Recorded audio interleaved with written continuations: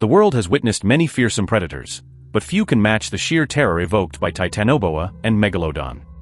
Titanoboa, the monstrous snake that prowled the swamps of South America 60 million years ago, and Megalodon, the colossal shark that ruled the oceans until about 2.6 million years ago, are both legendary in their own right. Though separated by millions of years, it's fascinating to hypothesize about a confrontation between these two apex predators. In this video, we will delve into their characteristics and speculate on the outcome of this ultimate prehistoric battle. Titanoboa cerriginensis, the largest snake ever discovered, measured between 40 and 50 feet in length and weighed about 2,500 pounds. Resembling today's anacondas in its semi-aquatic habits, Titanoboa dominated its environment through sheer size and strength. This gargantuan serpent spent most of its time in water, hunting large prey with a combination of stealth and power.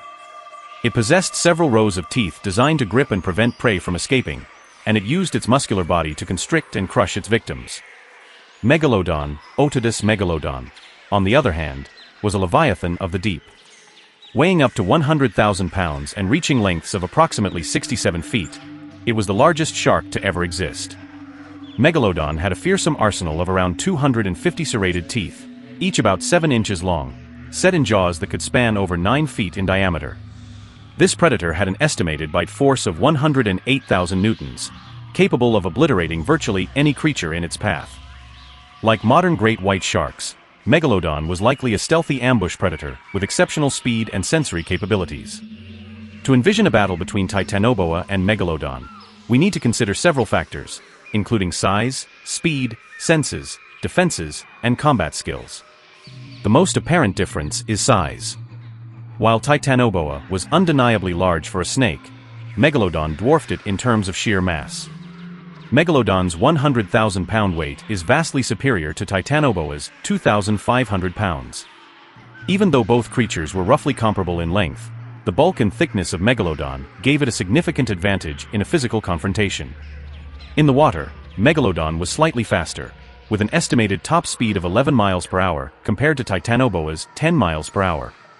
Although these estimates are based on comparisons with modern relatives, they suggest that Megalodon had a slight edge in terms of mobility in their aquatic environment. Megalodon was equipped with highly developed sensory systems. It had a keen sense of smell, capable of detecting chemical traces in the water from great distances. Its vision was excellent, even in low-light conditions, and it could hear the faintest sounds of splashing prey. Additionally, Megalodon possessed electroreceptive organs, known as ampullae of Lorenzini, which allowed it to detect the electric fields generated by living creatures. Titanoboa, while also having good sensory abilities, such as heat-detecting pit organs and the ability to sense vibrations, couldn't match the sophistication of Megalodon's sensory suite. Both predators relied primarily on their size for defense. Titanoboa's coloration likely provided some camouflage in its murky aquatic habitat, while Megalodon's sheer bulk and speed were its primary means of deterring threats. However, Megalodon's defensive advantage lay in its formidable offensive capabilities, which doubled as a deterrent against potential threats. Megalodon's attack strategy involved powerful ambushes, using its enormous jaws to inflict fatal bites.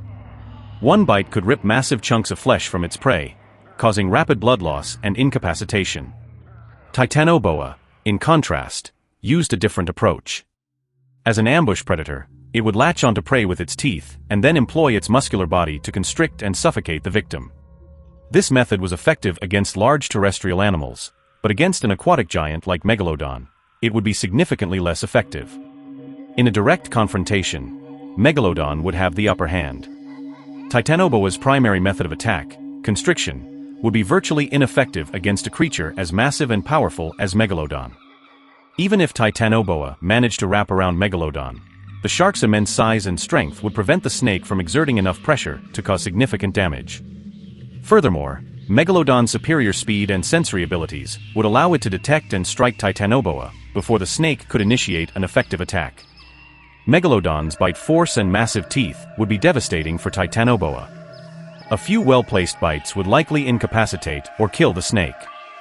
Additionally, the aquatic environment favors Megalodon, a creature perfectly adapted to hunting and combat in water.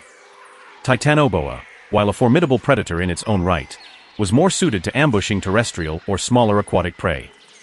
Megalodon would win a hypothetical fight against Titanoboa.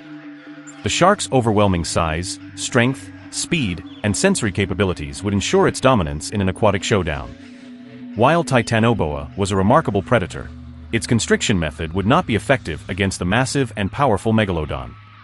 Thus, in the battle of these prehistoric titans, Megalodon emerges as the clear victor.